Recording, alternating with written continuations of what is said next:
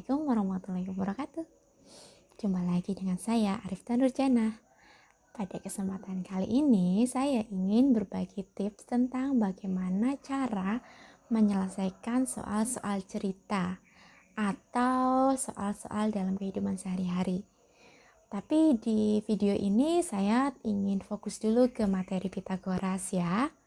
Oke, lalu bagaimana sih cara menyelesaikan soal cerita biar kita bisa mudah menyelesaikannya dan tentu mendapatkan penyelesaian yang benar. Yang pertama, dan ini sangat-sangat penting untuk kita dalam menyelesaikan soal itu adalah kita harus paham dulu soalnya. Kita harus paham dengan masalah yang disajikan. Caranya bagaimana? Tentu kita harus membaca dengan cermat, hati-hati. Kemudian kita perhatikan apa saja yang diketahui di soal, apa saja yang ditanyakan di soal, tujuan dari soal itu apa. Kemudian penting juga untuk kita memilah-milah informasi yang ada di soal. Jadi kita harus tahu informasi mana yang kita perlukan dan informasi mana yang tidak kita perlukan.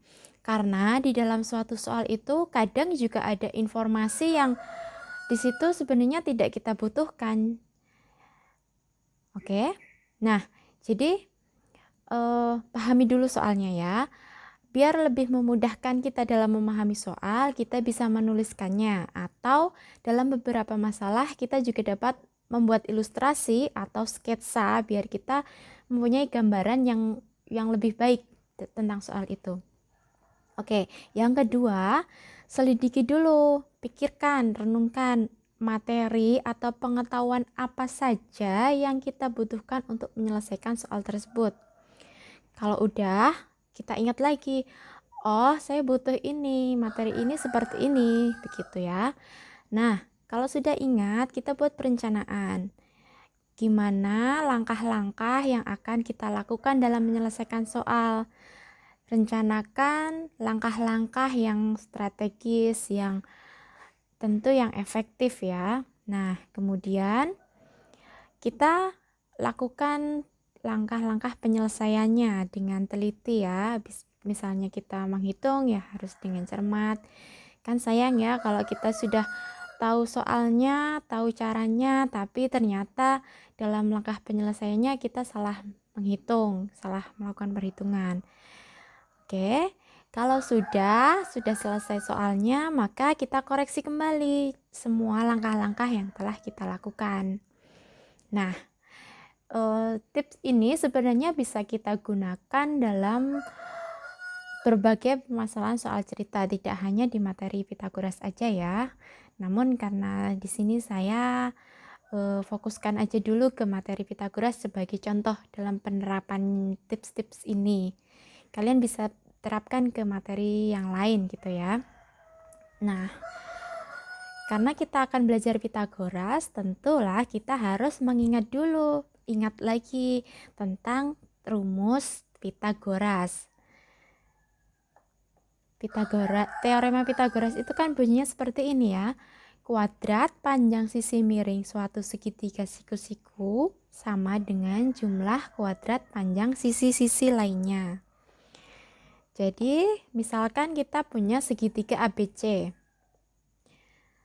Siku-siku di A, maka berlaku A kuadrat sama dengan B kuadrat ditambah C kuadrat. Ya, tentu kalian masih ingat ya. Oke, baik, tidak usah berlama-lama. Sekarang mari kita coba. Yang pertama, mari kita baca bersama-sama ya. Sebuah tangga yang panjangnya 5 meter bersandar pada pohon. Jarak ujung bawah tangga terhadap pohon adalah 3 meter. Hitunglah tinggi pohon yang dapat dicapai oleh tangga. Nah, untuk menyelesaikan soal ini, kita bisa membuat ilustrasinya terlebih dahulu supaya kita bisa memahami soal dengan baik. Mari kita cermati lagi. Di soal dikatakan ada tangga dan pohon, maka kita bisa buat gambarnya. Nah, sini saya buat gambar pohon, tidak perlu bagus gambarnya, yang penting sesuai keadaan di soal. Kemudian ini tangganya. Nah, oke. Sudah. Lalu coba kita lihat lagi di soal, apalagi yang diketahui ya. Oh, ternyata panjang tangganya itu 5 meter. Kemudian jarak ujung bawah tangga terhadap pohon itu 3 meter. Ujung bawah tangga tuh ini ya. Nah, sampai sini ini jaraknya 3 meter. Kita tulis. Oke, selanjutnya apa lagi? Kita diminta untuk menghitung tinggi pohon yang dapat dicapai oleh tangga. Maka yang harus kita hitung adalah jarak dari sini, bawah ini, sampai dengan ujung tangga. Nah, ini nanti dihitung tingginya berapa. Lalu sekarang coba kita lihat lagi gambarnya. Oh, ternyata ini merupakan bangun segitiga. Segitiganya siku-siku di sini. Nah, lalu kalau segitiganya siku-siku berarti berlakulah teorema Pitagoras, di mana kuadrat sisi miring sama dengan jumlah kuadrat sisi yang lain. Tapi kita harus perhatikan bahwa tinggi pohonnya ini bukan sisi yang terpanjang ya. Sisi yang terpanjang itu adalah sisi yang ada di depan sudut siku-siku. Nah, di sini yang terpanjang berarti panjang tangganya. Nah, maka tinggi kuadrat sama dengan 5 kuadrat dikurangi 3 kuadrat. Tinggi sama dengan akar dari 5 kuadrat dikurangi 3 kuadrat. Sama dengan 5 kuadrat itu 25 dan 3 kuadrat itu 9. Maka kita kurangkan 16 ya. Nah, akar dari 16 adalah 4. Oke. Maka tinggi pohon yang dapat dicapai oleh tangga adalah 4 meter. Kita kembalikan lagi ke soal. Jadi satuannya meter, yang lain meter, maka ini juga meter.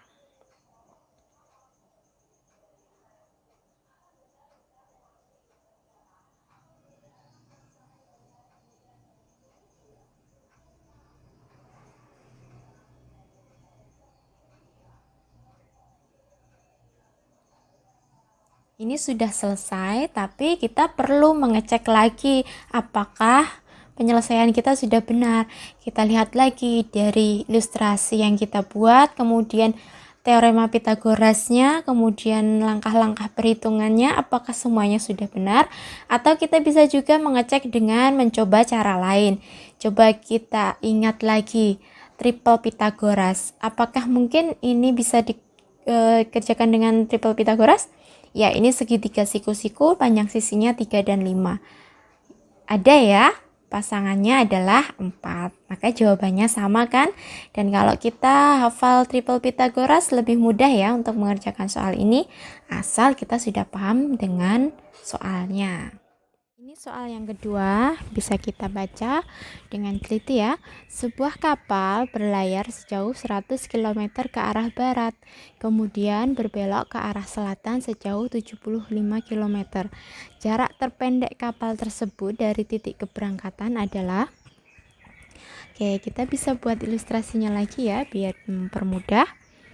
Jadi di situ ada kapal. Kita bisa buat kapalnya dulu. Tidak perlu bagus. Misalnya ini kapalnya.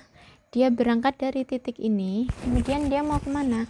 Oh, dia berlayar sejauh 100 km ke arah barat. Oh, dia menggunakan arah mata angin ya. Maka kita juga harus mengingat lagi arah mata angin itu gimana.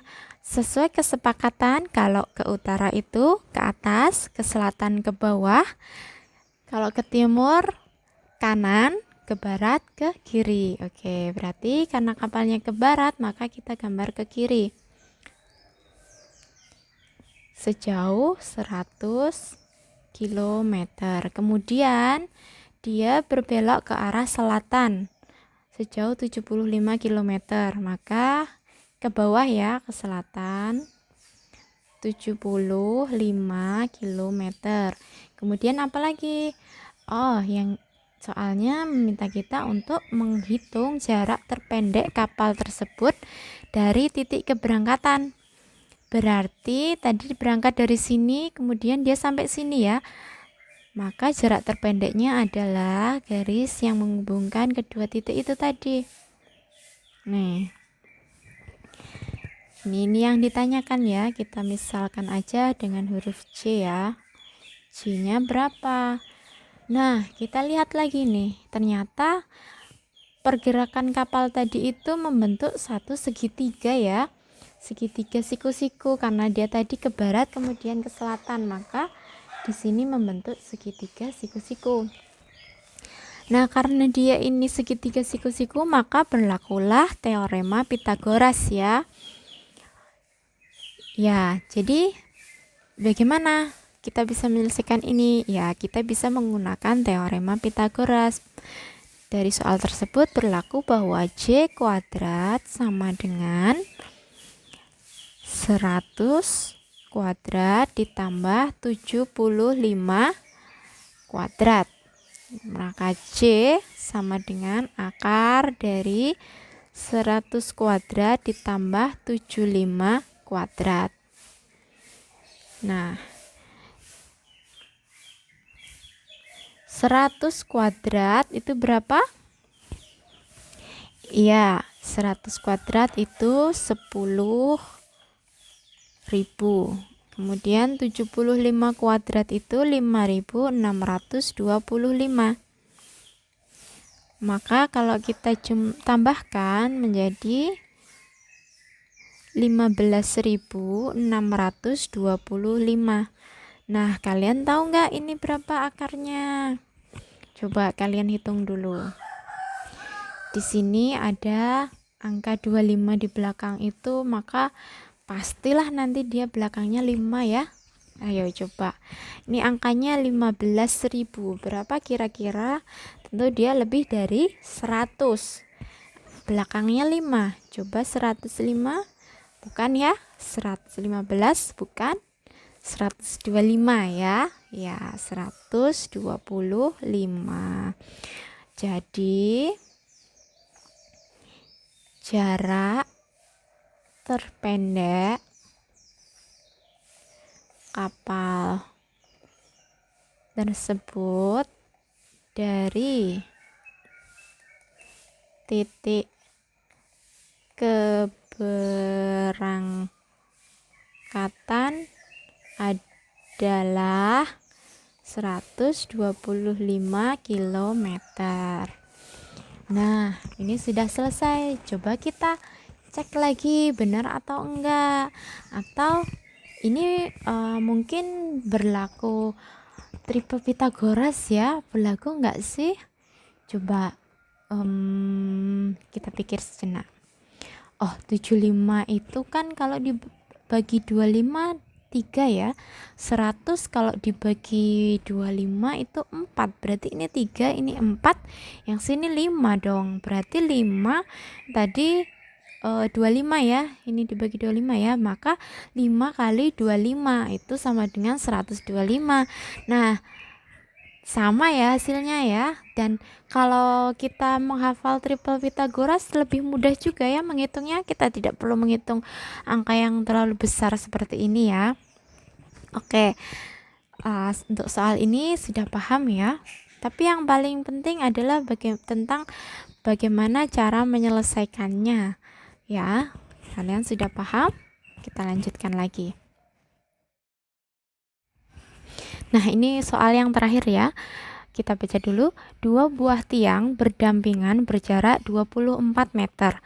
Kedua ujung atas tiang akan dihubungkan dengan sebuah kawat. Jika tinggi tiang masing-masing adalah 12 meter dan 22 meter dan 12 meter, hitunglah panjang kawat yang dibutuhkan. Nah, ini kelihatannya soalnya lebih panjang dari yang tadi ya, dan yang diketahui sepertinya lebih banyak. Tapi tidak masalah, kita bisa buat dulu ilustrasinya. Walaupun kita belum punya ide apapun, kita bisa tulis aja apa yang diketahui di soal. Ada 2 buah tiang, maka kita bisa buat gambarnya dulu, 2 buah tiang. ukurannya berbeda ya, 22 dan 12, maka kita buat dua buah tiang di sini. Ini 22 meter, kemudian yang satunya 12 meter. Kemudian apalagi yang diketahui? Oh, jarak dua buah tiang tersebut adalah 24 meter. Nah, kemudian apalagi? Oh, kedua ujung atas tiang akan dihubungkan dengan kawat. Ujung atas itu yang mana? Oh, ini ya, ini ujung atas tiang mau dihubungkan dengan kawat. Ini kawat. Selanjutnya, tingginya sudah kita tulis. Kemudian apa lagi? Oh, kita diminta untuk menghitung panjang kawat yang dibutuhkan. Nah, gimana ya caranya ya? Coba kita lihat lagi gambar yang udah kita buat. Kira-kira ini membentuk bidang apa ya? Oh, kalau kita buat garis di sini, garis bantu di sini, maka kita bisa mendapatkan sebuah segitiga. Segitiganya siku-siku. Nah, tapi ukurannya gimana ini? Kita belum tahu ya. Kita lihat lagi. Garis yang ini itu sejajar dengan ini ya. Maka ini juga sama ya dengan yang bawah karena ujungnya ini, maka ini adalah 24 meter juga. Kemudian gimana yang ini? Oh, kita lihat lagi. Kita kan udah tahu ini panjangnya 22 meter. Sedangkan ini 12 meter. Berarti kalau ini 22 meter, yang ini hanya 12, maka ini adalah selisihnya. 22 dikurangi 12 itu 10 meter. Oke, sekarang kita bisa lihat lagi. Ini adalah segitiga siku-siku yang diketahui panjang sisinya itu 10 dan 24. Yang satunya mau kita cari yaitu sisi miringnya. Maka gimana cara menghitung panjang kawat? Nah, di situ karena merupakan segitiga siku-siku, maka berlaku teorema Pitagoras ya. Kita misalkan saja panjang kawatnya sebagai P ya. Maka P sama dengan akar dari 10 kuadrat ditambah 24 kuadrat. Sama dengan akar dari 10 kuadrat itu 100, 24 kuadrat itu berapa? Ya, 576. Nah, kita tambahkan berarti 676. Ini berapa kalau di akar? Ya, betul sekali. Ini 20. Mohon maaf, harusnya akarnya nggak ditulis ya.